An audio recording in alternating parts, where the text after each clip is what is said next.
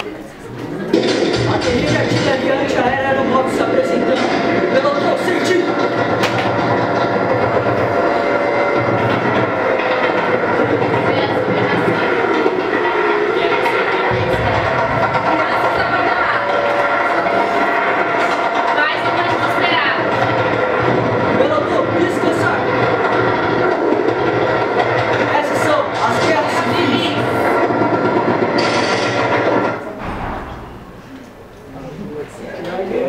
Dispersar. Gente, boa tarde. Meu nome é Ingrid, do terceiro C. Eu sou a Maria Eduarda, do terceiro C. Eu sou a Grace, do terceiro C. Sou o João, do terceiro B. Eu sou o Igor, do terceiro A. Eu sou o Marcos Liviano, do terceiro A. E vamos começar. O nosso tema é guerras civis atuais. E vamos começar. Então, o que é a guerra civil? A guerra civil é uma luta de forças armadas que pode ocorrer dentro ou fora do Estado. Geralmente a guerra civil ela é dentro da nação, quando ocorrem problemas políticos e a força armada é obrigada a intervir, sendo que o golpe militar pode ocorrer e a democracia ela é cancelada e se torna uma ditadura militar. Bom, o objetivo da guerra civil é assumir o controle de um país ou de uma região específica, conseguindo sua independência para mudar as políticas do governo. Bom, eu vou começar a falar sobre a guerra civil que está tendo na Síria, que algumas pessoas não sabem o motivo nem por que está acontecendo. Então, esse conflito teve início em janeiro de 2011, por causa da Primavera Árabe. Para quem não sabe, a Primavera Árabe é conflitos que alguns países, que eu já mostro no mapa, eles não se reúnem, mas entre si mesmo no país, eles vão atrás dos seus direitos vão atrás dos seus direitos e eles querem garantir mais de saúde, educação, coisas que nesses países são difíceis. Então, na Síria, o início desse protesto foi em 2011, foi na Primavera Árabe, como eu disse, e o objetivo é derrubar o presidente de lá, que é Bashar al-Assad, para iniciar um novo progresso de renovação na democracia na Síria. Muitos falam assim, mas por que eles querem derrubar só agora na Primavera Árabe? Porque esse momento é na hora que eles... Essa época da Primavera Árabe é quando o governo tem que ver a voz do povo para poder melhorar a democracia do país. O presidente é completamente ditador. Para vocês terem noção, o pai dele, que ele governou por 30 anos, ele tirou todos os direitos da população. E ao passar do tempo só foi piorando. As manifestações. Foram mais de 30 grupos de manifestações e para se defender, o governo usou o exército da Síria para atacar a quem estava protestando. Porém, como eles eram muito violentos, teve alguns civis do exército que não concordaram com o governo. Então eles foram expulsos e para poder ajudar a nação, eles fizeram o Exército Livre da Síria. E como estava crescendo esse exército que queria o melhor para o seu país, virou o Conselho Nacional da Síria. Até aí é um conflito interno, porque a partir dessa manifestação que aconteceu o externo.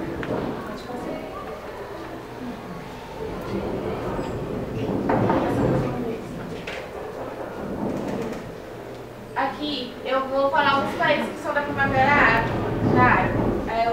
Da Primavera Árabe. A Síria, o Egito, a Jordânia, Marrocos, Líbia, Argélia e entre outros.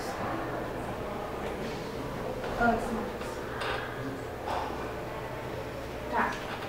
Eu já falei do Exército Livre da Síria, que eles queriam o melhor para o seu país, virou o Conselho Nacional da Síria. E assim, após essas manifestações, passaram não a ser só da política, mas tiveram pessoas, vamos dizer, engraçadinhos, que aproveitou dessa manifestação para poder tomar a Síria para desses foi o grupo El, porque é pronunciado esse nome porque está na língua deles, que é da Líbia, que são terroristas e entraram para a Síria para tentar pegar esse país, a Síria.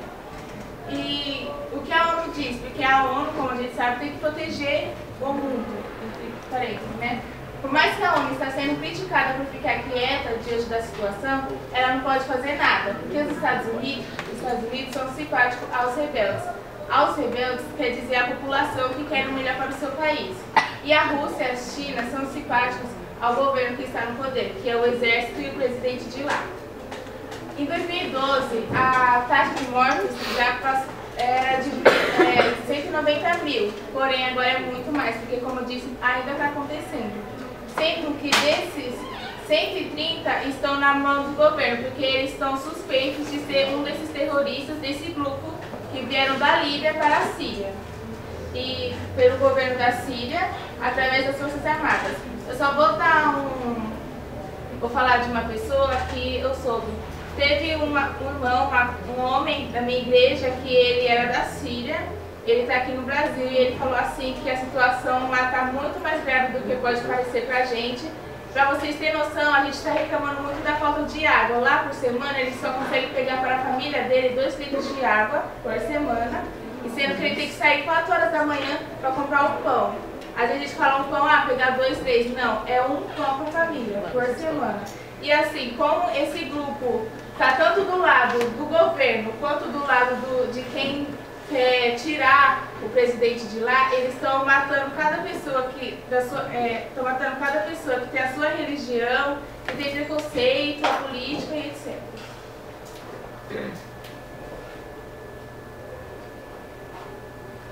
Bom, vou explicar para vocês a guerra que acontece em Israel.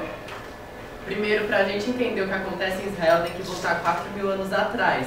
Que, para vocês entenderem, a guerra em Israel acontece por judeus e palestinos.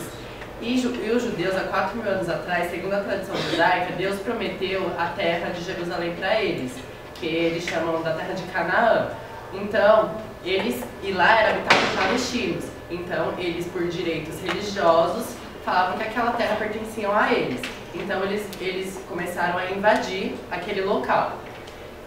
Havia conflitos pequenos, que não eram considerados guerras, conflitos internos dentro do Estado. E isso aconteceu durante muitos séculos. Chegando em 1947, quando o nazismo ficou cada vez mais forte, Hitler começou a matar os judeus. Depois de mais de 6 milhões de judeus mortos, a ONU entrou em acordo com alguns países e resolveu que os judeus deveriam ter um Estado próprio, os direitos de nação. Por exemplo, nós brasileiros temos o direito de nação do Brasil, então os judeus têm que ter direito de Israel. Sendo assim, os judeus tiveram controle de Israel. E os palestinos ficaram muito revoltados por isso, porque era o local onde eles moravam. Então, os palestinos que se concentravam no Egito, no Iraque, na Síria, eles resolveram contra-atacar Israel e começaram a bombardear o local. E um dos locais que eles mais brigavam era pela faixa de Gaza, que inicialmente foi conquistada pelos palestinos. Chegando em 1990, a guerra praticamente parou, então a população achou que eles estavam em paz. Mas em 1995, o presidente de Israel resolveu reconquistar a faixa de Gaza. Então, cada vez mais, o povo judeu ia dando um passo para a terra dos palestinos. E voltou novamente a guerra em 1995, que durou até 1999. Essa conquista pela faixa de Gaza, que o povo judeu conseguiu conquistar. Chegando em 2006, a guerra acabou em 98, chegando em 2006, o Estado Islâmico, o pessoal que controla o Estado Islâmico, resolveu atacar novamente Israel. Não mais por questões territoriais, mas sim por questões religiosas também. Porque, como vocês sabem, as pessoas que são da religião islâmica querem matar todos os cristãos e judeus. Então eles começaram a atacar Israel novamente. Só que eles não deixavam claro que esse era realmente o principal motivo deles. Eles continuavam afirmando que o motivo deles era conquistar Israel, porque não pertence ao povo judeu, e sim ao povo palestino. E a guerra dura de 2006 até hoje, por conta disso que eu disse. Mas não há certo quantas pessoas morreram, porque é uma guerra tão fechada, digamos assim, que não há uma quantidade correta de pessoas que morreram. O Brasil, como um país que não participa da guerra, ele enfim, resolveu emitir sua opinião. Então ele mandou um comunicado a Israel, ao povo judeu, pedindo para que eles parassem com a guerra, porque era algo que nunca iria acabar se o povo judeu não declarasse paz. E o povo judeu respondeu de uma forma agressiva, que chegou até a humilhar o Brasil, dizendo assim: o Brasil se acha tão influente no mundo, mas a sua opinião se torna inútil perante a gente. E eu concluí que se o povo judeu parar com a guerra, eles são mortos, porque os palestinos, segundo o Estado Islâmico, eles não vão parar de matar os judeus enquanto Israel não for deles. E o povo judeu declarar paz é morto. Então os palestinos têm que declarar paz. E como eu disse, os palestinos disseram que só vai declarar paz quando o último judeu for morto e Israel pertencer a eles.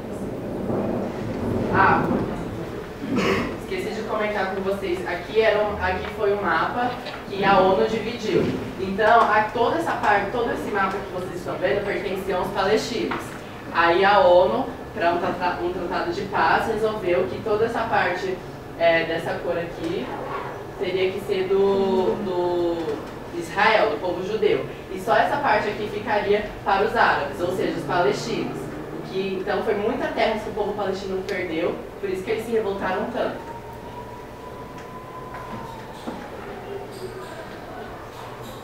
Agora eu vou falar um pouco sobre Ucrânia e Rússia. Bom, o conflito entre Ucrânia e Rússia é uma coisa que vem de muito tempo atrás, muito tempo atrás, e continua até hoje. Mas eu vou falar um pouco sobre o mais atual, quando começou a crise mais atual. Bom, em novembro de 2013, o então atual presidente da Ucrânia, Viktor Yanukovych, ele recusou a assinar um acordo com a União Europeia,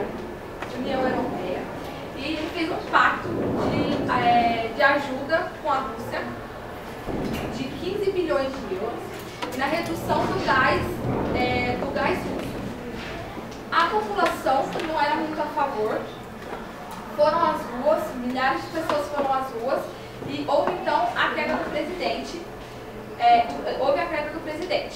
Guardem muito bem essa informação porque ela vai ser um pouco útil no tema do tema mais pra frente.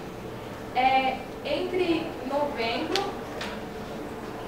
novembro e março, a Ucrânia ficou sem presidente e entrou totalmente numa crise entre a força ucraniana e os separatistas pró-russos. Vocês sabem o que são separatistas? Não. Tá. Um grupo separatista é um grupo que luta para que tal local, tal região se separe de outro país e se torne um local próprio e autônomo. Então, e aí começou a ter vários conflitos entre a força ucraniana e os separatistas pró-Rússia. Então eles declararam que eles precisavam eleger um novo presidente. Esse novo presidente foi eleito em maio, que é o Petro Poroshenko. E o Petro, ele era a favor da força ucraniana, a força militar ucraniana atacar os separatistas pró-Rússia. E ele então desfez o pacto com a Rússia e assinou um acordo com a União Europeia. Aí agora eu vou falar um pouco sobre um conflito que teve muito conhecido, que foi a Guerra da Crimeia. Então, para entender a Guerra da Crimeia, a gente tem que voltar um pouco na história. A Crimeia, ela pertencia à Rússia. Porém, ela foi meio que unificada quando houve a União Soviética. Quando houve a separação da União Soviética, um dos líderes da União, ele era ucraniano, e ele, para agradar a Ucrânia, ele deixou a Crimeia para a Ucrânia. Porém, grande população que tinha lá era russa. Até hoje, a grande população que tem lá é russa e a cultura que ele segue é mais a cultura russa. Tá. Aí houve essa separação. Quando houve a queda do presidente Vitor, que eu falei quase agora, não houve os processos legais que deve ter para a queda de um presidente. E a Crimeia não aceitou isso. E ela declarou que ela não era a favor desse governo, por não haver os processos legais. Então, a Crimeia declarou, entre aspas, independência e queria voltar a fazer parte da Rússia. Mas, legalmente, ela ainda fazia parte da Ucrânia. Então, foi assim que começou o conflito.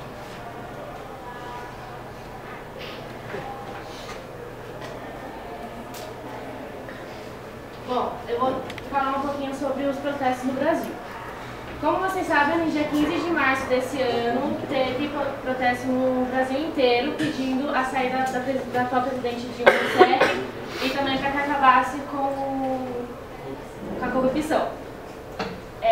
Então, no WhatsApp, no aplicativo do WhatsApp, em vários grupos começou a espalhar uma ideia de que iria no dia desse protesto começar uma guerra civil aqui no Brasil.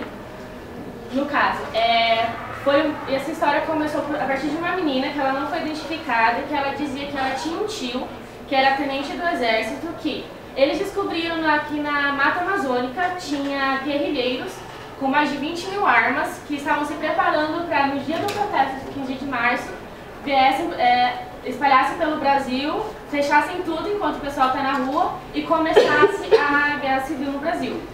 Bom, pelo próprio WhatsApp, o pessoal começou a falar para começarem a guardar comida em casa, abastecer comida e combustíveis, e também para poder limparem a poupança, porque falaram que o governo iria confiscar todas as poupanças, igual aconteceu na época do Collor.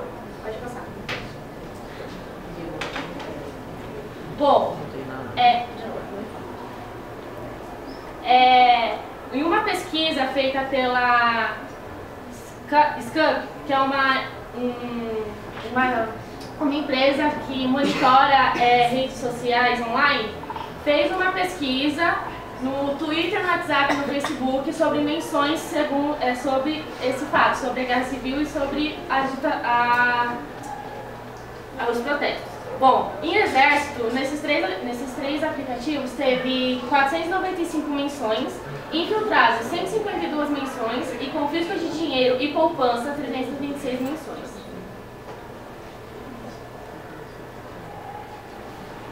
Bom, eu vou falar sobre se era possível ter uma guerra civil no nosso país. Sim, poderia ter uma guerra civil, porque as Forças Armadas, a Aeronáutica, Exército Brasileiro e Marinha do Brasil são contra todos os governos atuais do nosso país, sendo que são comunistas e socialistas e as Forças Armadas capitalistas.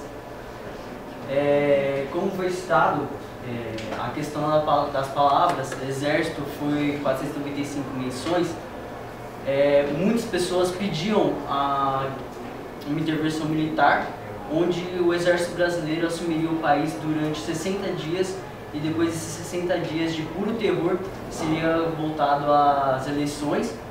Só que antigos políticos não poderiam estar nas novas eleições porque eles seriam assassinados durante esses 60 dias porque eles são corruptos e vão contra a ética militar. Como já falei, poderia ter sim uma guerra civil, porém muitas pessoas seriam mortas, né? Então mais de 75% da população brasileira também foi contra, porque mortes desnecessárias, não preciso nem falar, né? A palavra desnecessária já fala tudo.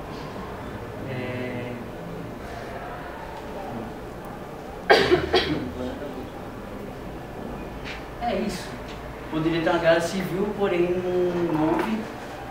Em questão disso, por causa na questão da Lava Jato, né? Foi virando o maior símbolo de corrupção no nosso país. E o Brasil também virou o maior símbolo de corrupção no mundo, né?